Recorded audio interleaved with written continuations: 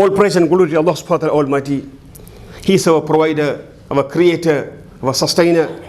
Salawat and salam, peace and blessings to Allah's Prophet Muhammad Mustafa, the chosen one, Khatam al-Anbiya, the seal of the Prophet, alayhi salatu wassalam, Sahaba ikram, Tabi'een, wa Taba Tabi'een, all the Muslims who follow the Sunnah of Rasulullah sallallahu alayhi wasallam. His tremendous moral characters and examples of Rasulullah sallallahu alayhi wasallam until the last day of the judgment. Brothers and sisters, boys and girls, fear Allah subhanahu wa ta'ala Almighty. I advise for me first and to you all to have consciousness, taqwa, God-fearance or reverence. What are the words we use? Have taqwa, have consciousness in all affairs of your life. Regardless, could be your private life or a public life or a business life or a commercial life.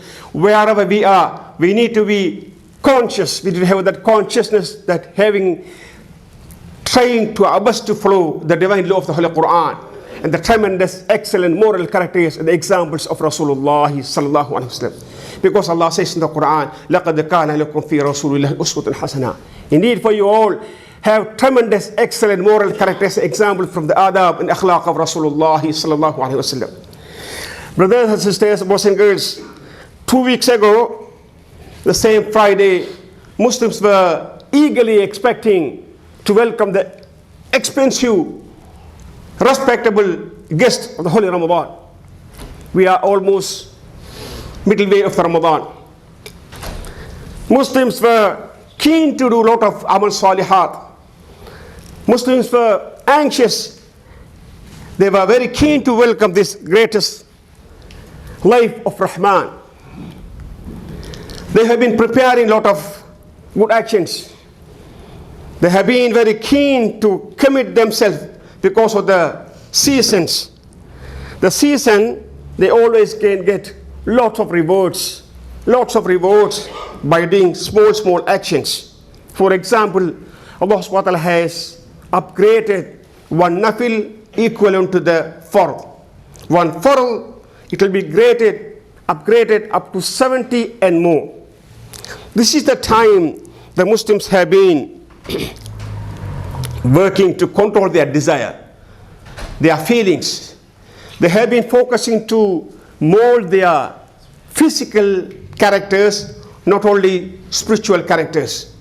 This is the time they have been developing their physical personality, how to be patient, how to control their anger, their frustrations, their disputes. They say, when the people is arguing, they say, brother, I'm sighing, inni sa'imun. As per the hadith of Rasulullah sallallahu alaihi wasallam. When a person is coming to attack you, argue with you, have an unnecessary argument, fight, say, inni sa'imun, brother, I am fasting.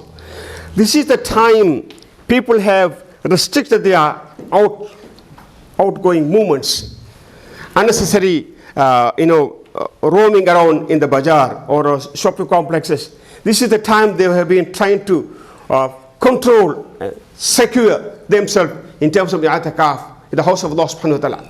This is the time they have been thinking to take care of their neighbors, thinking of their friends, the people who are living below the poverty line.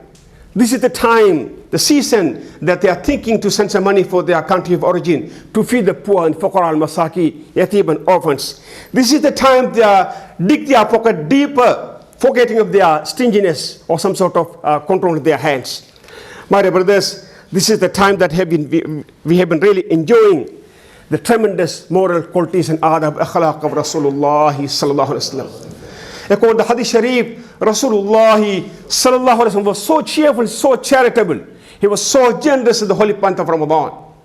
And also say that when he approached in the last portion of the holy Ramadan, he is trying to bud his clothes and he is getting ready. He is waking up his families to do a lot of time and commitment for the ibadah. And also, one of the incident happened at the time of Rasulullah sallallahu alaihi wasallam is a very popular hadith. Just want to remind with you all. The Prophet said that, قال أن جبريل عليه الصلاة والسلام أتاني. Jibreel عليه الصلاة والسلام came to me, and he was about to claim at the minbar. He said, Ameen, Ameen, Ameen. I just want to make it very brief because of the fact of the time. Then he said that وَمَنْ أَدْرَكَ أَبَوَيْهِ أَحَدُهُمَا فَلَمْ يَبْرُهُمَا فَمَاتَ فَدَخَلَ النَّارَ فَبَعَدَ اللَّهُ قَالَ آمِينَ. Jibreel alayhi said, Ya Rasulullah, a person who had elderly people, elderly mom and dad, they have been ignoring them. They fail to do their khidmah for their parents. A lot of issues are coming in terms of their elderly parents, even in New Zealand, even among the Muslim society. Brothers, it is our responsibility to do khidmah, to take care of your elderly people, especially mothers and fathers. I lost my mom and dad. I know the pain. If you have a mom and dad, or either one of them, this is the precious time for you, brother and sister. And children, the boys, I'm saying, you should show respect to your parents. Regardless, whatever the issues they have, you have, as long as they are asking you any issues within the conditions and the framework of Quran and Sunnah of Rasulullah sallallahu alaihi wasallam, you got no right to say no. I had a couple of incidents I have to share with you. One incident, I went to a house. I asked whether where's mom and dad? Ustad, they can't speak in English, so I locked them in the room. I said, doesn't matter. They don't need to understand my English language, or I don't need to understand their language, but I want to say Assalamu alaikum. I want to say Assalamu alaikum to them. Bring them back. I can see the joy and happiness, the glow in the face, because they were living like a cell. You know how many brothers and sisters are sponsored their mom and dad to bring to this country, Ottawa, New Zealand. At the age of 60 and 75, they are using them like a maids in their kitchen. This is the serious call. You are working, your wife is working with all due respect, that's okay. But it doesn't mean that you can ask your mom and dad to work like a maid and a taxi. No, this is not okay in New Zealand. This is abuse, elderly abuse. Allah says in the Quran, وَقَضَى رَبُّكَ أَلَّا تَعْبُدُ إِلَّا إِيَّهُ وَبِالْوَالِدِينِ إِحْسَانًا. Your homework is, brothers and sisters, boys and girls, you go back and see, read what is the meaning of وَقَضَى رَبُّكَ أَلَّا تَعْبُدُ إِلَّا إِيَّهُ وَبِالْوَالِدِينِ إِحْسَانًا. Be kind to your parents. Show respect. Even 2 days ago, our Imam has, recited the verse of the Holy Quran in Tarawih. Stuck in my heart. Wallahu akhrajakum min butun ummahatikum la ta'lamuna shay'a waja'ala lakum as-sam'a wal absara wal afida la'allakum tashkurun. Allah has brought you to this earth from the womb of the mother while you are an innocent baby. You don't know anything about this egos and complexities in this modern world. وَجَعَلَ لَكُمُ السَّمْعَ وَالْأَبْصَارَ وَالْأَفْئِدَةَ. He is the one who gave you sama, the hearing capacity, وَالْأَبْصَارَ, looking, your eyes, and consciousness, your heart. لَعَلَّكُمْ تَشْكُرُونَ. You will be grateful to Allah subhanahu wa ta'ala Almighty. Brothers and sisters, boys and girls, this is a very serious call in this khutbah to take extreme care of your parents, mom and dad. Please, and also boys who are here from school, please show respect to your mom and dad. Please don't abuse them. Please don't use efforts. Please don't use any bad words, immoral words when you get angry. And also the same hadith, Rasulullah sallallahu alaihi wasallam said that when a person listen my name, Muhammad sallallahu alaihi wasallam, and if he doesn't say فَلَمْ يُصَلِّ عَلَيْكَ يَا رَسُولَ اللَّهِ Allahumma salli wa sallim wa barik wa sallim alayhi, Allah will keep him away from the Jannah, throw him into the hellfire. The dua was made by Angel Jibreel alayhi salatu wasalam. I said Ameen. The last call was when Allah gave him Shahru Ramadan Mubarak, man adraka Shahru Ramadan, a person who enjoys thoroughly Shahru Ramadan, falam yaghfir lahu, but Allah, end of the day, Allah never forgive his sins. فَدَخَلَ النَّارِ, Allah has kicked him out into the hellfire. فَبَعَدَ اللَّهِ, Allah kept him away from the list of the people of the Jannah. May Allah curse him. I said, Ameen. So this is another call, brothers, sisters, and boys and girls. We are in the middle of the holy month of Ramadan. We should prepare ourselves how to commit ourselves to the rest portion of the Ramadan, and not especially for the Ashul Awakhir, last 10 days of the Ramadan. Do you know what are the biggest time stealers in this modern contemporary world? Not your wife, not your husband, not your children anymore. You secular yourself in all the entertainments, TV series, other TV programs, movies, musics, and games, other digital media, websites, news, and gadgets, sports, both watching and playing. I went to a house for Taraweeh time.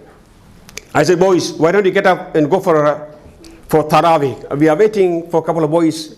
Where are they? They were in skating, ice mountain in up north. I said, why do you guys go for ice skating in up north this holy month of Ramadan? Oh, well, we are already pre-booked. We don't know that this is holy month of Ramadan. This is the situation, brothers and boys. Allah has given you a lot of barakah.